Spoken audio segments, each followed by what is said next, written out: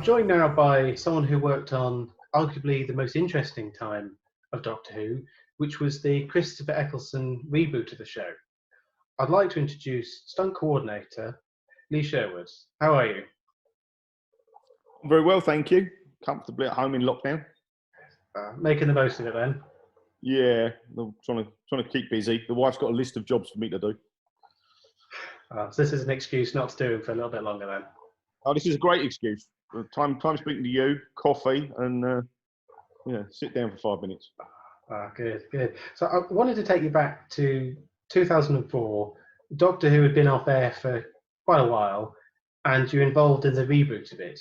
Was there an expectation that everything had to be big and impressive, or was it just, we just want this, or a fall or a stunt or whatever? Remembering back, and it is a few years ago now, but with fondness, it was going to be a big reboot. The show had been off the air for a number of years, 6 or 7 if I remember rightly, maybe longer. And the rumour mill had been in the press and the PR and the media had been running it was coming back. So there was a big hype about it. To start off with, I wasn't employed on the show in prep or any of recce's or rehearsals. I was brought in later. There was issues on the show with it starting with what they were trying to do. So I wasn't the first coordinator on the starting ep. So I was brought in a few days later. They had already completed some shooting, but the first thing I had to do when I walked in was a huge explosion and blowing out windows and things. So it was quite a walk in and trial by fire. But it was all good fun, nothing we hadn't done before. And I was also brought in because I'd done a cross-section of work. In my career, I've worked on some very large films and also a cross-section of TV. So I tried to bring big film experience to smaller shows, but likewise smaller show speed and accessibility into big feature films. So we came on with a bang. And coming into it under sort of something of a cloud, there've been problems. Was it quite difficult to get people talking again, or was it very much like, this is what we're going to do, get on with it? The show must carry on. So no, it just had to happen, and it had to happen quickly. So there's no talking about it. It was just literally, right, this is what's going to be done. Bang, bang, bang, sort it out, and off we were going. And then I carried on with the next, I think, 10 or 12 episodes. The issues they'd had with the previous director and the stunt coordinator hadn't really gelled with the rest of the crew. So they were working off at a tangent of what the producers and the actors and the rest of the crew were expecting. There had been a couple of near accidents. People weren't injured, but there'd been a few incidents where things had gone wrong or weren't planned properly. And the result wasn't, again, what the producers were wanting. So the director left and the stunt coordinator was dropped. Eros Lem was brought in, and myself, and we went from there. So the first story you would have worked on would have been End of the World, which was Doctor Who's sort of first foray into sci-fi, aliens, proper science fiction. Something like that, when you're dealing with lots of people in prosthetics, lots of CG, does that make your job more complicated rather than if you've got a house and it has to blow up? The blowing up bit's effects. So we work quite closely with the special effects supervisors on various shows, working from experience, what can be done, what can't be done. With regards to prosthetics and costumes and makeup, it does. I mean, obviously, it's much easier to be in contemporary clothing and running shoes and stuff than it is to be dressed up as a Cyberman or something. And also, you've got the makeup issues bring in that it's quite restrictive, it's quite claustrophobic, you're limited vision. But, I mean, again, as I've mentioned before, my career has run through many feature films and many other shows, so it's nothing we haven't dealt with before. And over the years, from The Fifth Element, when we were all Menglors, when you were in these great big chuggle-headed things and you couldn't see, or there's so many jobs we've done over the years as zombies with limited vision, or but the one thing with this that was really encouraging was I used to watch the show when I was a kid. So the one thing I did do was make sure that all the stuntmen that were coming on as best as possible were all middle-aged men that remembered the same thing. So they're all reliving their youth. And a few of them were like so excited. They'd all done huge films, Titanic and Bond and Bourne films and all the action films of the 80s and 90s. But then suddenly I'm calling them up to come and get shot by a Dalek. And you've never heard so many excited 45-year-old men in your life. Because of course that first series, you had the TARDIS, Daleks, and then you also went on to have the Cybermen in the second year. So as someone that had enjoyed it, are you sort of slightly tainted when you're approaching how to do a stunt, or is it just like this is a prop now you've got to deal with? No, I mean, with respect to the show, it was just boys having a lot of fun. I mean, how could you not, as a middle-aged stuntman, say, I want to get shot by a Dalek? I mean, it was like the best thing in the world. I mean, even to this day, 15, 16 years later, the stunt guys I had on the show with me are still going, can I do another Dalek death over there? Because it wasn't hammy, but they were all excited to get involved with it. So as a coordinator, you are devising and developing the stunts. Did you ever find yourself actually on camera doing any of it?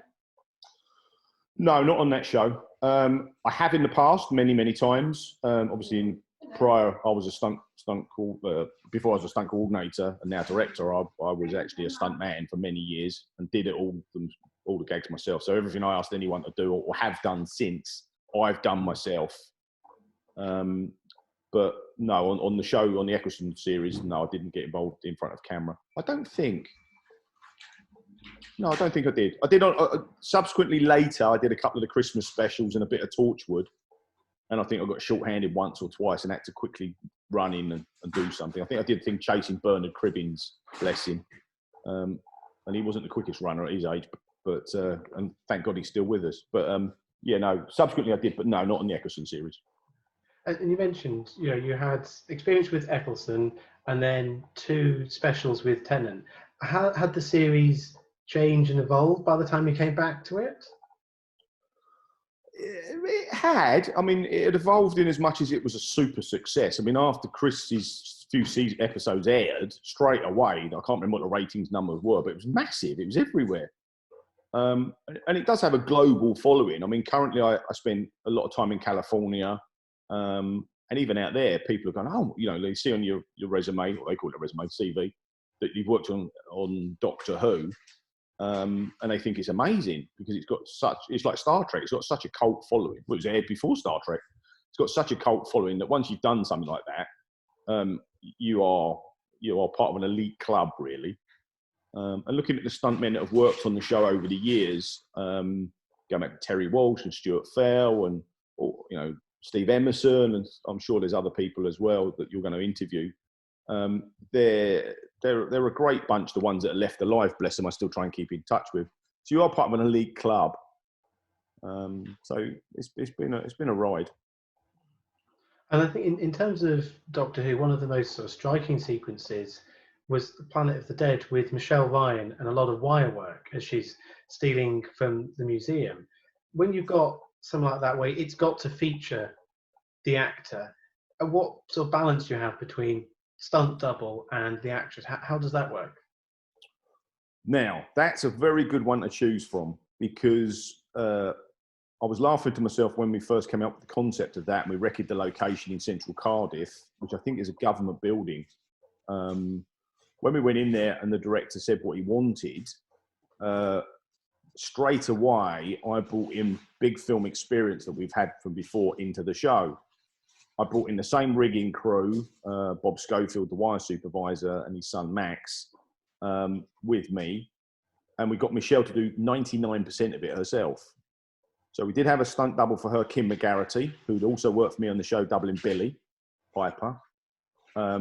We put a wire rig in, but Bob and I had done the first Mission Impossible with Tom Cruise. And Bob had rigged and installed, and I tested to death the wire rig where Tom Cruise comes in through the air conditioning duct, inverts, he's lowered upside down through the set to a keyboard, lays out flat, typing, and then drops and the whole floor business. And we built all that and put it all in, and I tested it. Well, the gag that we were doing with Michelle was nigh on based on that sequence. So it was Bob and I doing it again. So it's like a little bit like deja vu. And Michelle was well up for everything we could throw at her. She really wanted to be part of the action heroine role. I think she went on to, or she had played the Bionic Woman as well in Canada.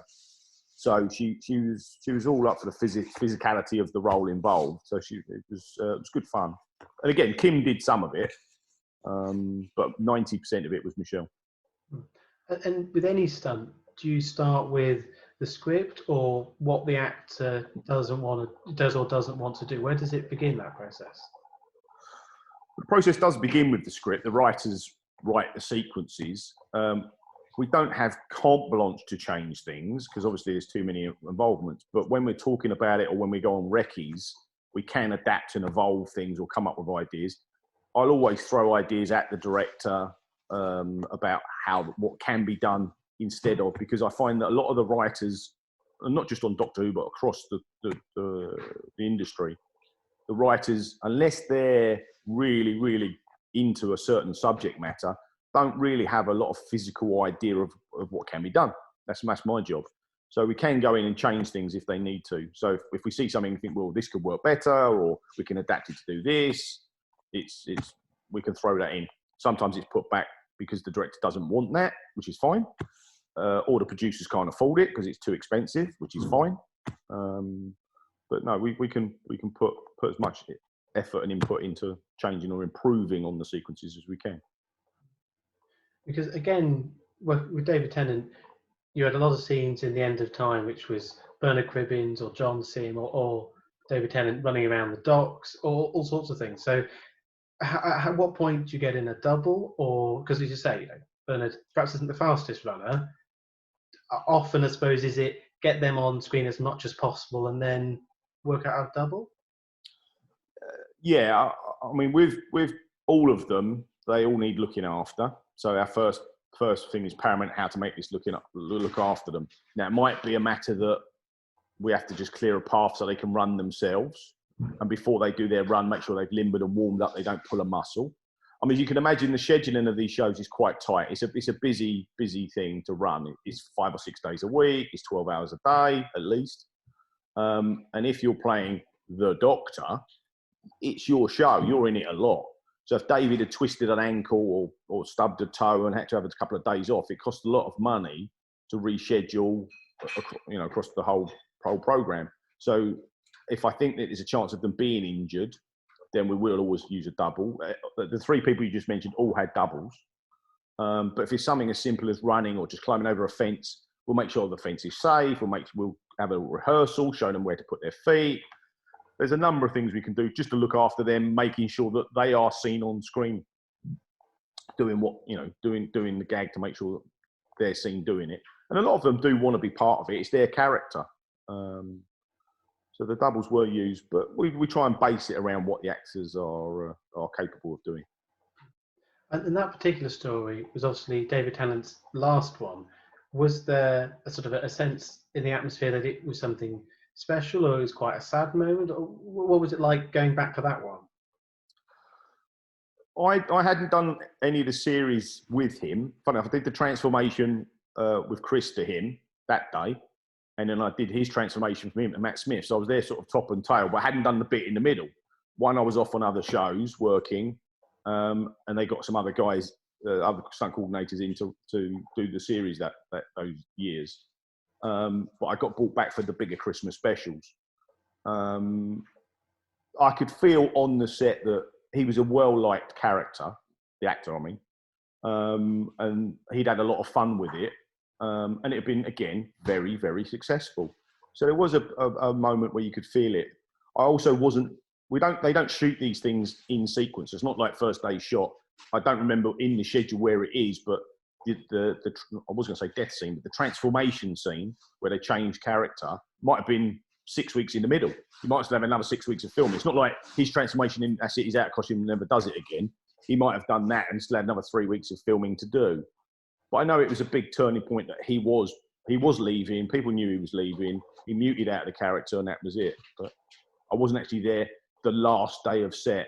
His last day on set, I imagine was a bit of a tearjerker for everyone involved. He's just a very sweet man as well. And of course, within the sort of Doctor Who universe, you worked on the first episode of Torchwood and Miracle Day as well. So you sort of bookended the series. Again, I imagine you sort of, you start with the script, but was that, as a more adult audience, were you able to push things a little bit more?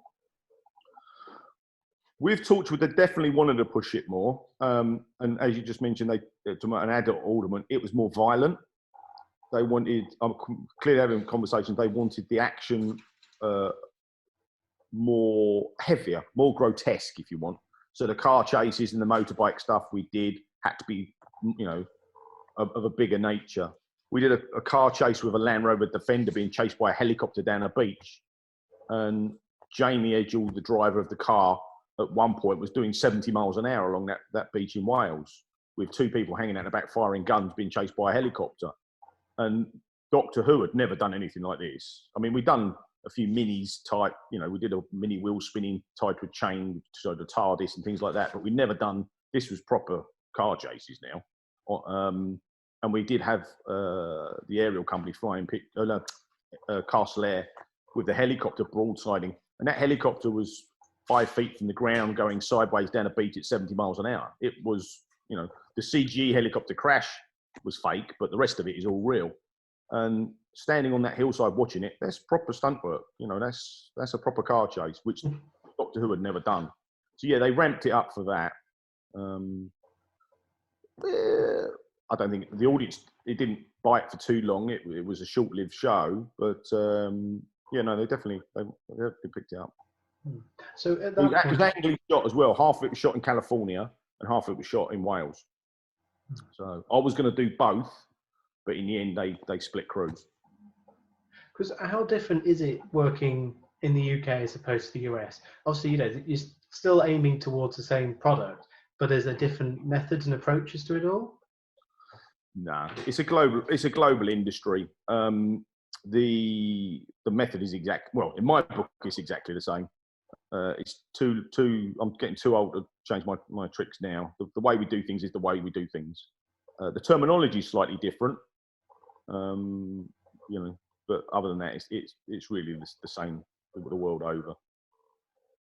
As we touched upon earlier, when you started out as a stuntman, you were working on things like Indiana Jones, Willow, Bond. Was that sort of the ideal time to get into stunts? Because that seems to have been sort of the golden age of practical stunts.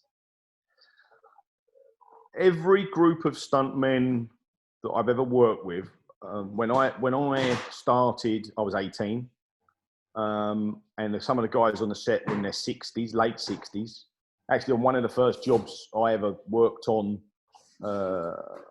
there was two senior stunt coordinators well into their late 60s, maybe early 70s, that were doing the same job as me in costume working. And I was 18, and they announced to everyone in the room they'd retiring. They went, boys, we're retiring. That's us out. We've had enough. Thank you very much. Everyone clapped. They walked out the door, and they were never seen again on a set. And that was a stunt coordinator called George Leach and another one called Jack Cooper. Now, both those guys sadly are no longer with us, but their careers have gone back to the 40s and 50s, and Bond of the 60s. I mean, George was the stunt coordinator on Her Majesty's Secret Service. Jack was a legend. He'd done all sorts of things, right back to the Longships and the Vikings with Kirk Douglas and Tony Curtis. So these were very experienced people. And talking to them, their period, they saw that the industry was a mess and a dead, and it wasn't working, and they'd had the best years out of it. Subsequently, in the middle of my career in the 90s and 2000s, other stunt coordinators have subsequently retired, and they said to me at that point, we've had the best years out of it. I'm coming into the middle of back end of my career, if you like, as a stuntman, after 30 years, and I've had a lot of fun and good times. Whether it was the best times, who knows? I mean, I love the history of what I do, so I think, honestly, if I'd have been born in the 50s and 60s, those sort of films were more entailed to what I would have loved to have been part of. But I think you're always romancing the story. It all sounds great and wonderful, but maybe it wasn't as they look at it years later through rose-tinted glasses. And looking at your incredible body of work, there's Bonds, there's Indiana Jones, but it did make me smile that amongst it is Some Others Do Have Them, The Job Lot, and Birds of a Feather. Well, yes. Part of that is the fact that stuntmen and extras on the whole, and extras in a nicer sort of way, the Ricky Gervais show sort of touched upon this, but extras and stuntmen are the only two bodies really that work in all media, because we're smallish bodies of people. So you get camera people that will do TV, camera people that do commercials, camera people that do feature films. There's very few that dip and dabble in all three. Where stuntmen are a limited market. There's only a few of us really. So we're needed in everything. I left many years ago, it was next year, I think it was 25 years this year, 26, coming up 26. 26 years ago, we worked on Titanic in Mexico, and I finished that job at Christmas, and my first job back in January that year, all those years ago, was the bill. So I went from the biggest feature film in the world, shooting in Mexico with hundreds of people on this massive ship, to doing like a muggers scene, doing a handbag snatch in Merton on the bill. So it really does change everything. And a couple of years ago, I was working in Madrid, and I was directing that particular show. It was a feature film with Bruce Willis, and we were doing a big car chase. We had 100 cars. We shut down the central part of Madrid. We had a specialised camera crane called a Russian arm flying up and down. We had 50 stuntmen, 50 extras, all these roads. It was a massive number. Set this road up and did it. And the producers were standing there, and it all worked and it looked fantastic. And they turned to me and said, "How did you learn how to do this?" I went, "EastEnders." Because for that sequence, we had a couple of weeks of prep. And if you do something like EastEnders, you walk in and have to shoot the scene in an hour. So there's no prep time. You have to use your experience and flying by the seat of your pants. So we do everything, and I'm very proud of having done everything. And I don't belittle the feature films when they look down on TV. And I also tell the TV people, don't look at feature films and think this is the best thing in the world, because they're not. Some of the feature films I've worked on have been terribly badly organised, and TV hasn't got that money to play with. It has to be very, very well organised. Last year I heard that the Bond film employed 50 plus stuntmen and used 4, which makes no sense at all. Where a TV company can't afford to do that. Whatever they're going to use, they use everything and use it to the best of their abilities. So over the years we have worked on some funny ones. Yeah, and I imagine a sort of short but sweet job was the comic relief Some Others Do Have Them with Michael Caulfield, and famously he does a lot of his own stunts, doesn't he? More than famously, infamously, on pain of death, did you ever even dream of offering a stunt double? I mean, again, the same gentleman that was driving the car for the Doctor was also Michael's double, Jamie Edgell. Jamie had used to be in a Starlight Express, a roller skating show in the West End of London. So he's very experienced on roller skates. So I brought him in to help me, not double Michael, but to re-coach Michael to do every single thing himself. So that reboot, and also in my negotiations with the producers for the Beeb, when we made that, they were trying to get me to tell him he had to be doubled because he's now in his 70s. I mean, I love the original show, and I've got a box set that Michael signed for me as well, and a picture, bless. But he did every single thing himself. The roller skating, we had him at the Velodrome in London, towed behind a motorbike, and also Bradley Wiggins pedaling at 40 miles an hour with Michael hanging on the back of the bike. That's all real, and it is Michael. So he absolutely staunchly, if it wasn't him, he wasn't doing it, and he would have walked off the show and shut the whole thing down. So everything's him, even to the point of an insert shot of a leg, and a bicycle has to hit a leg. That leg is Michael's. He wouldn't even let me put the trousers on just for an insert shot of a leg. Every single thing had to be him, which is incredible. So, that was a lot of fun. That was a lot of fun, that job. I'm aware I don't want to take up too much of your time, but were you working on a thing before this started? Is there anything we can look forward to of your work? Currently, we're in lockdown. I'm not sure when people are watching this and when it's airing, but it's mid-May 2020. The garden's looking lovely. The sun is out shining, and we're all sitting at home. But I've just wrapped up for Netflix, The Crown, about the English royal family. I can't give too much away because, again, I don't know when this is airing, but there's 2 sequences in that in season 4 that I've been working on that'll make the cut and is all part of it to vamp it up a bit. I mean, that particular show isn't action orientated at all, so for them it's all a new thing. But we spent before lockdown, we spent a few weeks working on stuff for them. So we're working on The Crown for Netflix, and after this, hopefully, I've got a thing for Apple TV with a big chase through London for a show for them if it happens. This year's a funny year for everybody, so I'm just hoping everyone's keeping safe and well and sitting at home. Well, on the load of things to look forward to, I'd just like to say thank you very much for your time, Lee. It's been absolutely fascinating. You're very welcome, and keep watching. I look forward to the next series when it airs.